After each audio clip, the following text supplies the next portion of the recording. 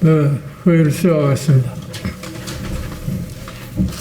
최근에 이 윤석열 검찰총장의 집행 정지가 법원에 의해서 기각됨으로 받아들임으로 인해서 지금 상당히 정치적으로 듣기 어려운 얘기들이 많이 튀어나온 것 같습니다. 대통령께서는 사법부의 판단을 존중한다는 얘기를 갖다 하시는 반면에 집권 여당의 일부 의원님들이 지나친 언사를 갖다가 표출함으로 인해서 국민들은 이에 대해서 매우 불안해합니다. 우리나라는 엄연히 민주국가임을 틀림이 없고 민주국가의 기본이 되는 사법부의 독립을 갖다가 지켜나가는 것을 원칙으로 삼아야 하는 겁니다. 그런데 사법부의 판단에 대해서 집권 여당의 일부 사람들이 이러고 저러고 입에 담을 수 없는 그러한 소리를 한다고 하는 것은 소위 민주주의 기반을 무너뜨리려고 하는 시도가 아닌가 이렇게 의심하지 않을 수 없습니다. 아무쪼록 우리 정치권에 계시는 분들이 사법부의 판단에 대해서 절대로 이러고 저러고 판단하지 마시고 불만이 있으면은 사법 절차에 따라서 항소를 하면 되는 것인데 그것에 대해서 지나친 언사들은 삼가를 해주셨으면 좋겠습니다. 그리고 차제 대법원장님께 한 말씀 드립니다. 사법부가 정치권으로부터 이렇게 공격을 받음에도 불구하고 대법원장께서는 일괄 모르쇠하고 계시는데 사법부의 보호를 위해서도 대법원장께서는 소위 법원의 판결에 대한 이렇고저렇고 한 얘기에 대해서 분명한 입장을 갖다가 천명해 주시기를 바랍니다. 그 다음에 최근에 우리 이 코로나 바이러스에 대처하는 것과 관련해 가지고 지금 세계 여러 나라들이 백신을 접종하고 있는 상황이 있는데 우리는 아직도 백신에 대한 접종 가능성이 아주 희박해 보입니다. 그런데 어저께 대통령 비서실장께서 2월서부터 우리가 백신을 접종할 수 있다고 이렇게 말을 한데 반해서 총리께서는 아직도 확실하게 얘기할 수 없다. 도대체 우리가 누구의 말을 믿고 소위 백신을 기다려야 하는 것인지 의아하지 않을 수가 없습니다. 정부는 한편으로 백신의 안전성을 갖다가 보장을 받을 때까지 마치 백신에 대해서 관심을 갖지 않는 것처럼 얘기하다가 지금 세계 각국에서 백신이 지금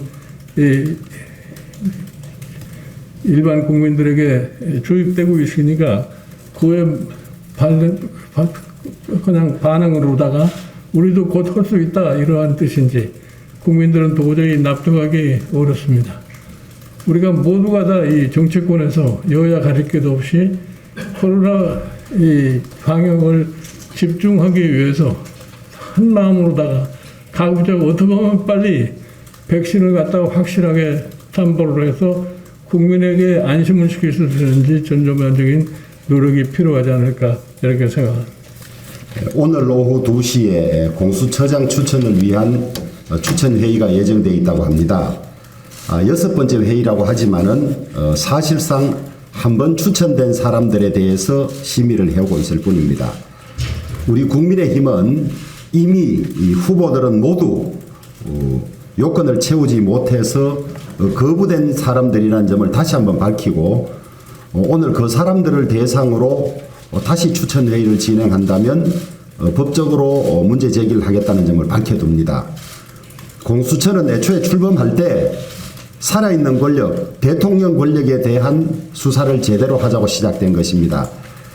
여러분 보시다시피 윤석열 검찰총장이 이 정권 비리 수사를 하니까 인사권을 가진 대통령이 이 검찰을 얼마나 핍박하는 걸 보았습니까? 그런 점을 막고자 야당이 추천하는 공수처장이 살아있는 권력을 대통령의 인사권으로부터 자유롭게 수사하자고 출범됐던 것입니다. 그런 기능은 전혀 무시한 채 추미애 검찰, 추미애 공수처류가 돼서 검찰의 정당한 권력에 대한 수사를 방해하고 검찰을 파괴하는 그런 공수처를 출범시키려고 한다는 것이 대통령의 발언이나 민주당 지도부의 발언으로 드러났습니다. 그런 공수처를 만드는 데 협력한다면 추천위원들은 두고 역사의 죄인이 될 뿐만 아니라 독재 정권의 앞잡이라는 비판을 면하지 못할 것입니다. 지금 윤석열 징계에 동원됐던 징계위원회 위원들 입장이 어떤지 보시면 정권의 앞잡이가 될 공수처장을 선임한 여러분들의 평가도 눈에 명약관하게 보인다고 하겠습니다. 다시 한번 역사 앞에 겸허한 마음으로 또 우리 사법체계를 깨뜨리는데 앞장섰다는 비판을 듣지 않도록 다시 한번 고민하고 임해 주시기를 부탁을 드립니다. 또 국회의장과 민주당에 다시 한번 촉구합니다. 공수처장 추천과 동시에 대통령 특별감찰관과 북한인권재단 이사를 동시에 하기로 약속을 했고 확인까지 한 바가 있습니다. 오늘 결정되기 전에 특별감찰관 추천도 한다면 같이 해야 할 것이고 북한인권재단 이사도 같이 해야 한다고 다시 한번 강조합니다. 변창흠 국토부 장관 인사청문 보고서 채택 여부를 둘러싼 회의가 오늘 예정되어 있습니다만은 이미 우리 국민의힘 국토위원들과 정의당까지도 변창흠 후보자는 부적격이어서 청문 보고서 자체가 채택되어서는 안 된다고 밝힌 바가 있습니다. 온갖 비상식적인 망언에 더해서 블랙리스트 작성 의혹, 그 다음에 지인 특채 의혹 등 문제가 한두 가지가 아닙니다.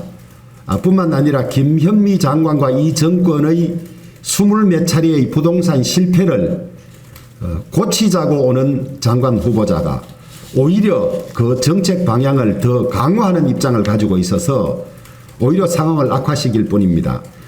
우리 국민의힘은 금명간에 블랙리스트 작성 혐의와 그 다음에 특별채용 혐의, 부정채용 혐의로 변창흠 후보자를 형사고발할 것임을 밝혀둡니다. 여러분 숫자는 1, 2, 3, 4 이렇게 올라가는데 3보다 2.5가 더 센 거라고 주장하는 국무총리를 보게 돼서 아연실색할 따름입니다. 3단계보다 더 강한 2.5단계 또 2.5단계 플러스 알파 이렇게 하고 있습니다. 3단계 요건을 다 갖추면 어떤 어려움을 무릅쓰고라도 3단계로 가야 하는 것이 맞지 않겠습니까? 방역이 최선의 경제라고 주장해왔던 정부입니다.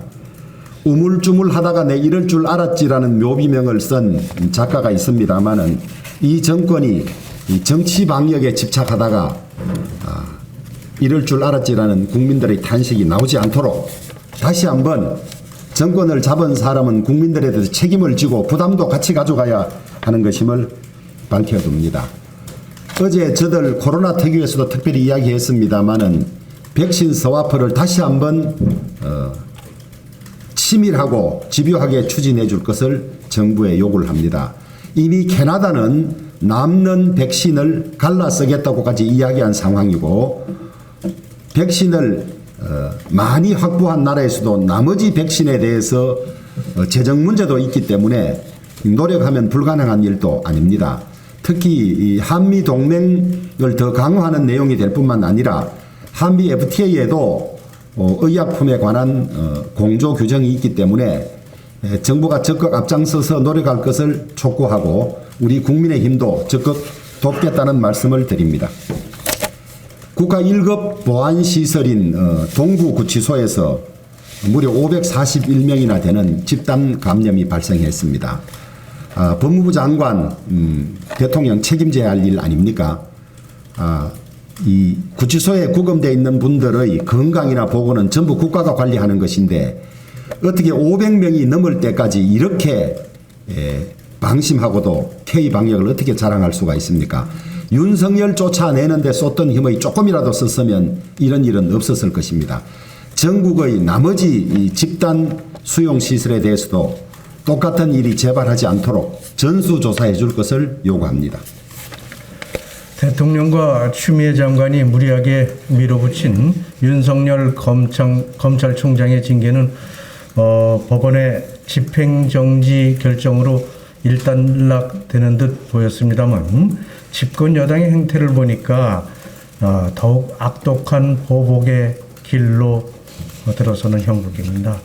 문재인 대통령은 법원 판결 후 국민께 사과 말씀을 드린다 하는 입장문을 발표하면서도 검찰에게 성찰을 주문하는 경고를 하셨습니다. 사태를 주도한 법무부 장관 등 책임질 사람에게는 책임을 묻지 않고 사실상 피해 집단을 향해서 불쾌감을 숨기지 않는 대통령의 사과문은 그저 속 좁은 입장 발표에 불과합니다. 대통령이 사과에도 불구하고 불편한 심기를 의식한 듯 집권 여당의 행태는 치졸하게 이를 데 없고 또 폭주는 멈출 줄 모르고 있습니다. 이낙연 민주당 대표는 사법의 과잉 지배라거나 사법의 정치화를 거론하면서 반윤석열 여론선당에 나섰고 또 민주당 의원은 검찰총장 탄핵안 발의까지 거론을 했습니다. 자신들의 의중에 맞지 않으면 모든 것을 적으로 규정하는 집권 여당의 천박하고 오만한 사고방식이 그대로 드러났습니다. 또 민주당은 오늘 검찰개혁 특위를 발족하겠다고 밝혔는데 그 개혁의 실체는 다름 아닌 검찰의 수사권 박탈입니다. 자신들의 뜻대로 움직이지 않는 검찰의 손발을 꽁꽁 묶겠다는 의도가 아닐 수 없습니다. 또한 완벽한 검찰 장악, 또 권력 장악을 위해서 내년 초에 공수처 출범도 강행할 태세입니다. 개혁의 대상이 될까 두려운 문재인 정권 실세들이 개혁의 주체인 적반하장식 여론 호도의 안간힘을 쓰는 작금의 현실에 분노를 금할 수 없습니다. 대통령과 집권 여당은 당리당략을 위해서 법을 재단하고 또 법을 악용하는 것을 넘어서서 법의 심판까지 부정하는, 그러면서 모든 것을 손아귀에 넣으려고 하고 있습니다. 그러나 세계의 모든 역사를 반추해봐도 과하면 반드시 탈이 나게 되는 그런 점을 명심하시기 바랍니다. 문재인 대통령이 대북전단금지법, 일명 김여정 하명법을 24일 날 재가를 하셨습니다. 결국 대통령은 국제사회의 엄중한 경고를 무시하고 오직 북한을 위해서 대한민국 국민의 기본권을 침해하는 반헌법적, 반인권적 법률안을 승인하신 겁니다. 내일 관보를 통해서 이 법안이 정식으로 공포가 되면 대한민국은 여지없이 인권 후진국의 길을 걷게 될 것입니다. 대북전단 금지법 공포를 앞두고 국제사회 비판은 참으로 부끄러운 수준입니다. 미국 의회의 초당적 기구인 톰 렌토스 인권위원회 위원장인 크리스 스미스 하원 의원은 한국을 감시 대상국 명단에 올리고 의회 청문회를 소집할 것이라면서 문재인 정부를 향해서 반자유주의적인 정치 세력이라고 비판했습니다. 참 세계적인 독재 국가인 북한이 아닌 자유민주주의를 지켜온 우리 대한민국이 미국 의회의 청문회 대상으로 거론됐다는 그 자체만으로도 참 국제적인 망신이 아닐 수가 없습니다. 미국뿐만이 아닙니다. 영국, 캐나다, 벨기에, 독일 등 국제사회는 너나 할 것 없이 대한민국의 민주주의 퇴행을 강하게 지적하고 있습니다. 그런데도 이 정부는 국제사회의 일치된 지적에 전혀 아랑곳하지 않고 있습니다. 민주당은 공식 대변인 브리핑을 통해서 내정 간섭이라며 불쾌감을 드러냈고 외교부 장관은 표현의 자유는 제한될 수 있다는 궤변도 났습니다. 북한을 위해서는 자국민의 인권, 자유 등 소중한 가치가 침해돼도 상관없다는 이 정부의 인식 수준의 경악을 금치 못할 지경입니다. 한 발 더 나가서 정부 고위 관계자의 입에서 이제 비라 문제를 해결했으니 새해부터는 북한이 보답해야 한다는 그런 말까지 나왔는데 대한민국 국민의 자유를 북한과의 거래 도구로 악용하는 이 정권의 위험한 사고 수준의 할 말을 잃었습니다. 대한민국 인권 수준을 가늠할 수 있는 골든타임이 단 하루 남았습니다. 대통령께서 내일 예정된 대북인권전단금지법 공포 전에 재가를 철회하시고 거부권을 행사한다면 인권 퇴보의 시계를 되돌릴 수 있습니다. 대통령의 현명한 결단을 다시 한번 강력히 촉구합니다. 책임져야 할 사람들이 민주주의의 행패를 부리고 있습니다. 검찰총장 누가 임명했습니까? 살아있는 권력에도 엄정하라고 누가 지시했습니까? 이 정권에서 가장 대통령 지시를 철저히 따르고 수행한 사람이 윤석열 총장입니다. 시키는 대로 한 사람입니다. 임명 당시 적폐수사, 검찰개혁 이끌 적임자라며 축휘수였던 사람들이 누구입니까? 윤 총장을 탄핵하려면 임명한 사람부터 비판하고 책임을 물으시기 바랍니다. 원인과 결과에 대한 책임 없이 공격하는 것은 야만의 시대의 힘센 자의 폭력입니다. 친문의 핵심 의원들은 국민이 뽑은 대통령을 지키는 게 민주주의라고 했습니다. 대통령도 잘못하면 비판하고 선거에서 책임을 묻는 것이 민주주의라는 것을 모릅니까? 참 편한 민주주의를 배운 사람들입니다. 이런 발상을 하는 사람들이 뇌가 참 싱그럽습니다. 윤석열 총장이 그렇게 죄가 많다면 애초에 국회에서 탄핵을 하지 왜 무리하게 징계를 밀어붙이다가 대통령에게 망신을 주는 것입니까? 옛날 같으면 최소한 유배를 갔어야 할 사람들이 이젠 충성 표시하느라 탄핵을 외치는 것입니까? 지금이라도 180석의 힘으로 윤 총장 탄핵하시기 바랍니다. 이는 국민과 법원을 탄핵하는 일이 될 것입니다. 민주당은 이제 민주적 통제, 입법으로 해결, 사법 민주화 운운을 하고 있습니다. 내 뜻 받들지 않으면 검찰이든 법원이든 모두 적이라고 하는 것입니다. 이젠 국민도 적이라고 할 것입니까? 민주주의는 적을 만드는 것이 아닙니다. 설득하고 타협하고 양보하는 것입니다. 상황이 이쯤 됐으면 책임져야 할 사람들이 반성은 안 하고 민주주의의 행패를 부리고 있습니다. 참으로 개탄스러운 일입니다. 26일 정은경 질병관리청장의 브리핑에 따르면 코로나19 양성률이 2%를 넘어섰다고 합니다. 지난달 양성률이 1%였는데 2%로 올라가는데 채 한 달밖에 걸리지 않았습니다. 호주의 연구진들이 전 세계 주요국들을 대상으로 확인한 확진자 수 대비 실제 확진자의 비율을 조사한 결과 한국을 최소 2.7배라고 추계했습니다. 즉 지금 발표되는 숫자보다 실제 확진자 수는 최소 2.7배가 더 많다는 뜻입니다. 감염병 전문가들은 이미 몇 개월 전부터 정부의 늑장 대처를 지적하면서 3차 유행에 대비해야 한다고 수없이 경고를 해왔습니다. 도대체 왜 늑장 대처하다가 상황을 이렇게 악화시킨 것입니까? 정은경 본부장은 지역사회 감염이 확대되어 가족 간 감염이 되고 있다면서 집에서도 마스크를 써달라고 말했습니다. 질병관리청장으로서 3차 대유행이 온 것에 대해서는 국민에게 사과 한 번 안 하고 국민에게 희생만 강요했습니다. 본인 스스로 어떤 것이 문제인지 잘 알지 못하면서 국민에게 요구만 할 수 있습니까? 지금 가장 시급한 3가지 정책을 하루빨리 실시할 것을 정부에 요청합니다. 첫째, 신속 항원 진단 키트를 하루빨리 도입하여 전 국민을 대상으로 한 코로나19 진단 검사를 실시해야 합니다. 정부는 신속 항원 진단 키트가 정확도가 떨어진다며 일부만 도입하고 있는데 전 국민을 대상으로 무증상 감염자를 빨리 찾아내 주시기 바랍니다. 둘째, 사회적 거리 3단계를 빨리 실시해야 합니다. 많은 전문가들이 빨리 실시해야 한다고 말하고 있습니다.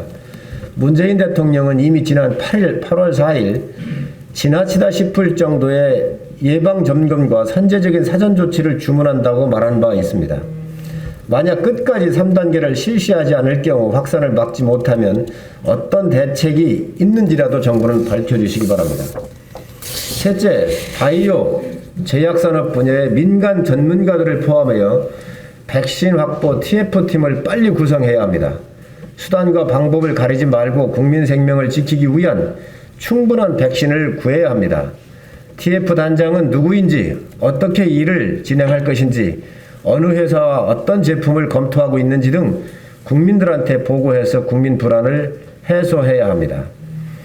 국민의힘은 언제든지 백신 확보를 위한 모든 방법을 지원하고 협조할 것입니다. 이미 우리 국민의힘은 박진 의원께서 한미 백신 스와프를 체결하자고 요구를 했습니다. 지금 국가와 모든 역량을 백신 확보에 집중해야 합니다. 우리 당은 백신 확보를 위해서라면 어떤 지원도 아끼지 않겠습니다. 1년 이상 윤석열 찍어내기에 몰입하느라 법무부를 무법부로 만드는 동안 서울 동부구치소에는 코로나 확진자가 541명이나 양산됐습니다.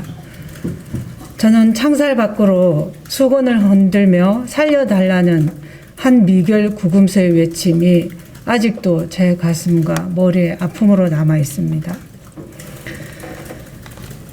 윤 총장 징계 처분에 대해 문 대통령은 2차례 사법부 판단 이후에 비로소 사과했습니다. 이 사과의 진정성을 증명하기 위해서는 추미애 법무부 장관의 사표를 조속히 수리해야 하고 더 이상 윤 총장 및 검찰 흔들기는 없어야 합니다. 원칙과 절차를 무시한 검찰총장 찍어내기로 그간 국력 소모와 혼선, 전 국민적 피로감이 지대했습니다. 조국 일가 수사부터 울산시장 선거 개입 의혹과 월성 1호기 경제성 평가 조작 조사 등 이를 막으려 둔 무리수가 결국 정권 전체의 부담으로 되돌아온 점을 잊어서는 안 됩니다. 그렇기 때문에 조속히 신임 법무부 장관을 임명해 내년 초 검찰 인사를 책임지고 어수선한 검찰 조직을 정비할 필요가 있습니다. 신임 장관은 총장 징계에서 표출된 검찰의 집단 반발을 수습해야 하는 중대한 임무가 있습니다. 이제는 정권과 검찰 사이의 갈등은 매듭짓고 문 대통령이 항상 자랑처럼 말해왔던 살아있는 권력에 대한 수사도 지지할 수 있는 법치를 잘 아는 신임 법무부 장관이 필요해 보입니다. 저는 그렇게 배웠습니다.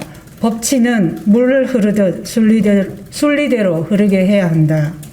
막으면 막을수록 썩거나 툭은 터지게 마련입니다. 2020년도 사흘밖에 남지 않았습니다.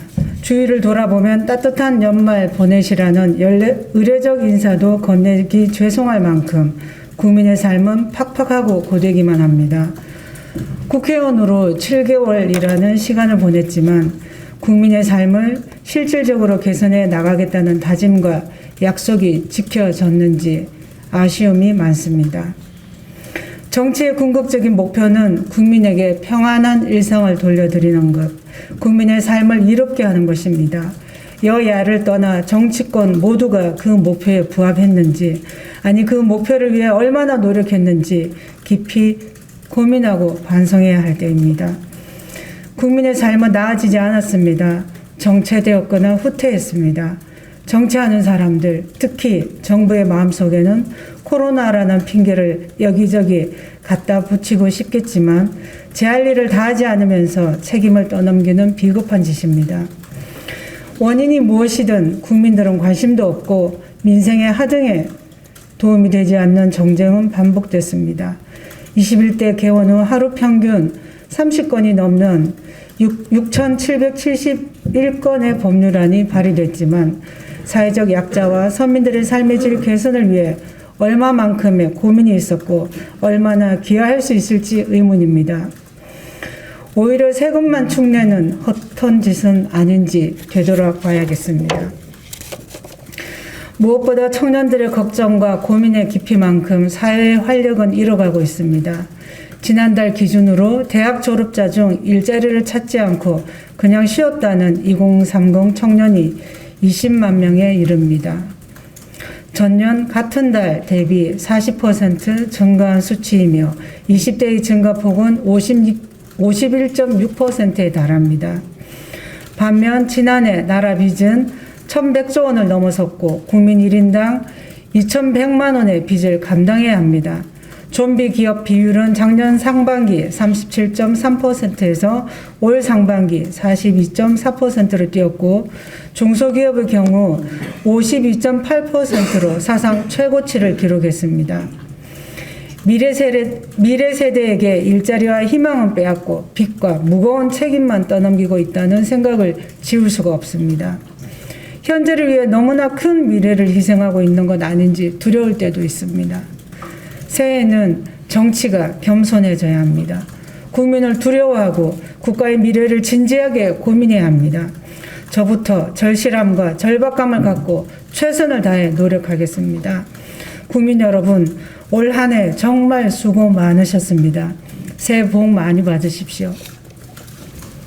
당연한 것들이 제자리를 찾아가는 그날이 오고 있습니다. 윤석열 총장의 집행정지 신청이 인용된 성탄 전야, 그날 밤 사실상 추미애 법무부 장관은 국민으로부터 경질되었습니다.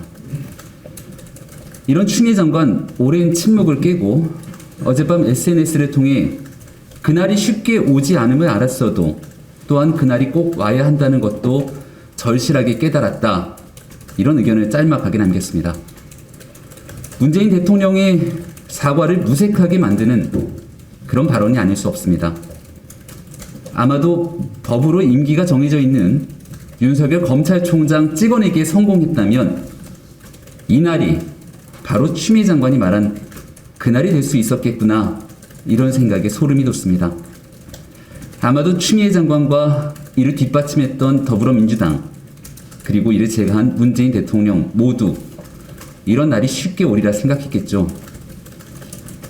하지만 3전 3패 추미애 장관이 국민과 맞서서 윤 총장을 징계한 이후 법원의 결정과 감찰위원회의 결과가 보여주듯이 법치와 민주주의의 기본 상식을 외면한 그들만의 그날은 결코 오지 않을 것입니다.